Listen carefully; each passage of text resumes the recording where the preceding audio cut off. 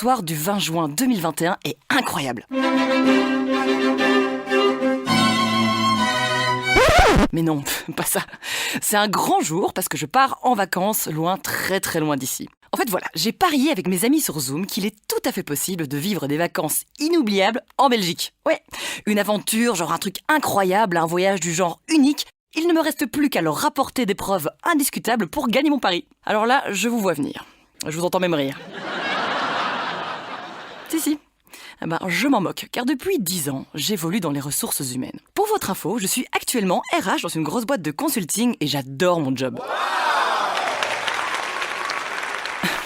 Merci. Mon ambition ? Devenir la grande papesse du team building et de la programmation neurolinguistique. Pour faire court, et comme je dis toujours, motiver, c'est mon métier. Et oui, j'aime me dépasser et un challenge, ça me fait pas peur du tout. Cette décision de partir en vacances en Belgique et de vivre un moment inoubliable me donne une énergie incroyable. Je suis en connexion avec mon vrai moi et ma vraie nature. Alors, je me donne une semaine pour tout organiser. Pour commencer, je vais devoir faire une liste. Oui, alors je fais toujours des listes, je trouve ça super inspirant. Point 1, un lieu dans la nature, mais pas trop.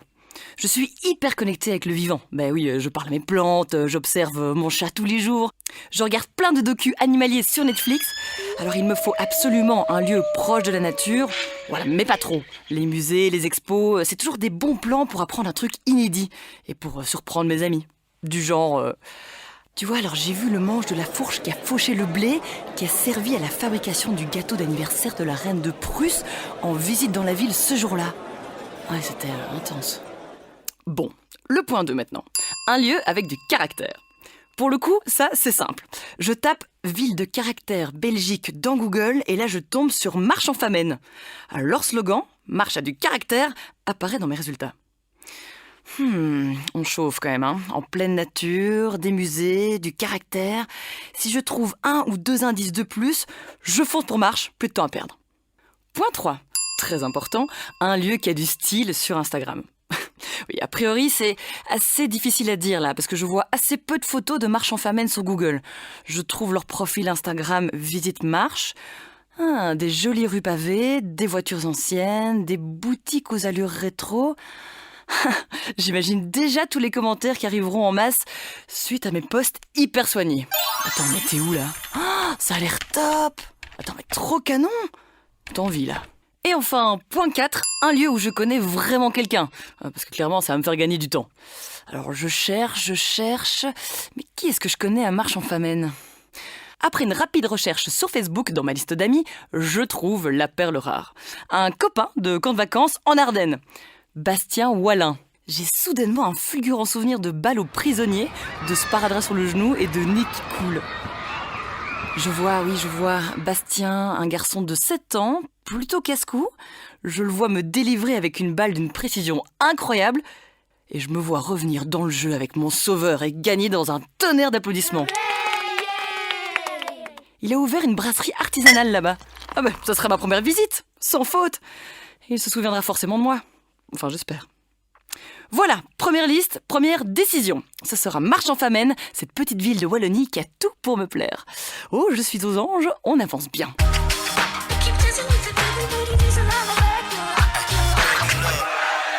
Je suis éblouie par un grand soleil. Je me trouve sur une route de campagne pour me rendre à Marche en Famenne. J'ai loué à Marlois, en descendant du train, un magnifique vélo avec sa ravissante remorque. En petit investissement qui va faire plaisir à mes followers Instagram.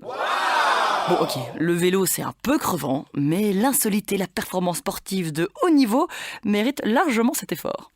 Après 10 minutes de trajet, j'arrive enfin et j'ai eu le temps de réaliser que le slow tourisme, ça va pas bien vite. J'ai les jambes qui fument, j'ai tout donné, genre j'ai pédalé comme Eddy Merckx.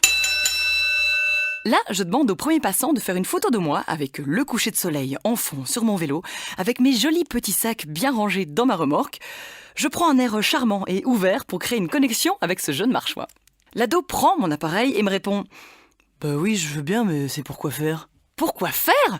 Je suis sidérée qu'il n'ait pas compris. Alors je lui explique avec patience que cette photo est essentielle car elle marque mon arrivée à Marche où je vais passer des vacances exceptionnelles. Il me regarde avec intérêt. C'est clairement un introverti tendance cérébrale, ça se sent. Ah mince, désolé. Encore un réflexe de RH. Je me concentre, je suis en vacances. Sir, yes, sir! Eh mais la photo est top! C'est un petit génie ce gamin! Je lui dis, qu'est-ce que tu fais pour les vacances? Il me répond, bah rien de spécial. Je lui propose immédiatement un boulot pour la semaine. Devenir mon photographe personnel. Avec un talent pareil, mon profil Insta va revivre, c'est clair. Il me répond, ouais, ok. Bon, c'est pas un grand bavard, mais c'est top. Il restera concentré sur sa mission. Bon, rendez-vous demain 9h, je lui donne l'adresse de mon hôtel. Alors, je sors ma petite liste d'activités préparées avant mon départ. Ouf, elle est longue. Vous voulez la connaître? Enfin, non en fait, non, si vous connaissez tout à l'avance, c'est nul. Bon allez, je suis sympa, je vous dévoile la première étape. Alors tenez-vous bien, je commence fort avec un stage de survie en forêt. Oh là là, je suis excitée, je sens que je vais vivre une journée de dingue.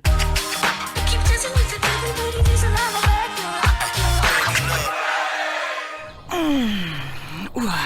J'ai passé ma première nuit à Marche-en-Famenne, dans une ravissante chambre chez l'habitant. Il y a l'odeur du café et du pain, les bruits des passants sur la rue en pavé, en dessous de ma fenêtre, puis les oiseaux qui chantent. Tout est parfait. Oh, je me sens revivre. Allez, yoga, méditation, exercice de respiration, puis je me prépare et j'organise mon sac à dos. Je suis prête à découvrir ce territoire inconnu et passionnant. Je sors et... mon photographe personnel m'attend déjà. Il me demande « Elle est où votre voiture ?» Alors, je lui montre du doigt mon vélo avec la remorque. Ah mais oui, impossible de monter à deux sur ce vélo.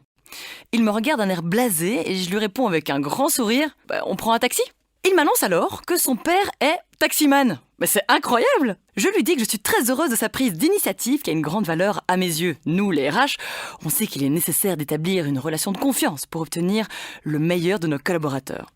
Et je vous rappelle que ce jeune Ethan, si doué pour la photo, tient mon avenir marchois et ma réputation entre ses mains. Alors que Ethan semble tout gêné à l'arrière de la voiture, son père me raconte l'histoire de la ville de Marche, sur la route. Alors je comprends pas encore tout, mais Marcel est un expert. Il faut dire qu'il traverse les rues de Marche toute la journée avec son taxi. Il me raconte un truc plutôt insolite. La ville collectionne les statues. Il y en a partout et de tous les styles. En fait, les Marchois adorent tellement les statues qu'ils organisent le plus important festival européen de statues vivantes. Quel dommage que l'événement n'ait pas lieu cette semaine! J'aurais tellement aimé me promener parmi des statues vivantes immobiles et moi-même prendre la pause pendant de longues heures déguisée en Vénus de Milo. Par contre, je garde mes deux bras et je porte un t-shirt. Oui, je confirme que l'insolite a ses limites. 5 minutes plus tard, le taxi stoppe net devant une grande forêt. Allez, bye bye Marcel! Je vous appelle à notre tour. Quel bonheur cette nature! Ça sent bon, il fait beau. Mais on est où là? Je préviens Ethan que le point de rendez-vous pour le stage de survie est en fait 1 kilomètre plus loin. Je vérifie mon matériel, plan, boussole, gourde. Mais très rapidement, Ethan me regarde inquiet. Que se passe-t-il? Mais Ethan, tu suffoques? C'est inquiétant à force. Dis-moi un truc, n'importe quoi, fais-moi un signe. La tension monte encore d'un cran. Ethan est blanc, il tremble, il transpire. Et là, il explose littéralement. Je peux pas. Un stage de survie, ça fait trop flipper. Je comprends rien à ces explications, c'est très embrouillé, elles arrivent en désordre. Il veut pas laisser son iPhone, il dit qu'il est fatigué, il veut pas avoir froid, il aime pas marcher, il sait même pas faire du feu, il a peur des bêtes et les toilettes elles sont où? Et il veut pas manger des vers de terre. Classique, bah oui, une crise d'angoisse. Ah, t'inquiète pas Ethan, je suis là, je vais t'aider à sortir de ta zone de confort. Alors je passe en mode sauvetage. Je tente de stopper son délire avec un minimum de mots pour être sûr qu'il entende bien. Ethan, écoute.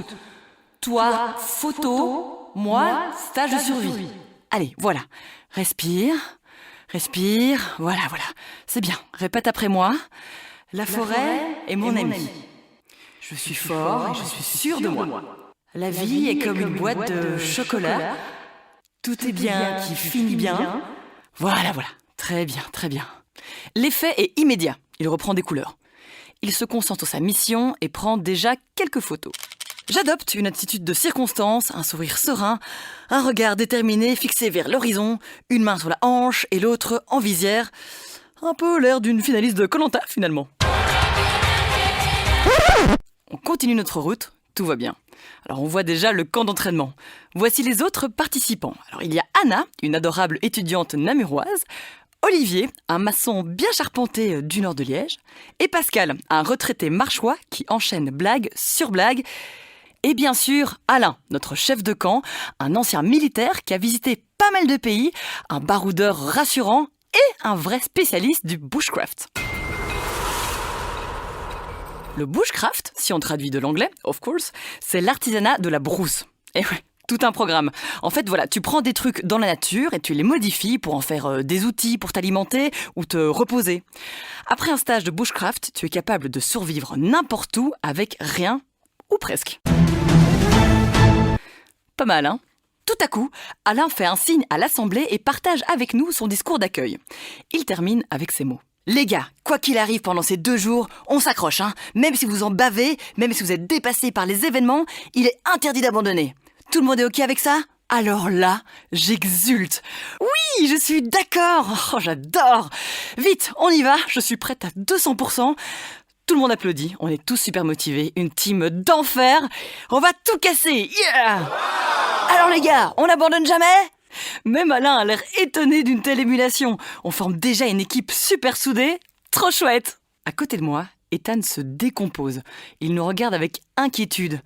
C'est vrai que vu de l'extérieur, ça doit lui faire bizarre. 4 adultes tout foufous qui partent pour une nuit en forêt en mode survie et qui hurlent leur motivation. Je lui fais un petit clin d'œil, du genre grande sœur protectrice. Don't worry boy, Vicky est là.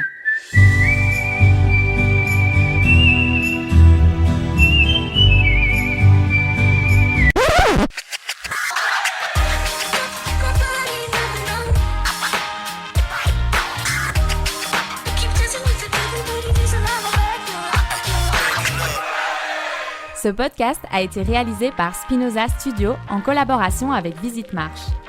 Vous êtes impatient de connaître la suite des aventures de Vicky ? Écoutez les prochains épisodes et suivez-nous sur les réseaux sociaux avec le hashtag Vicky à Marche.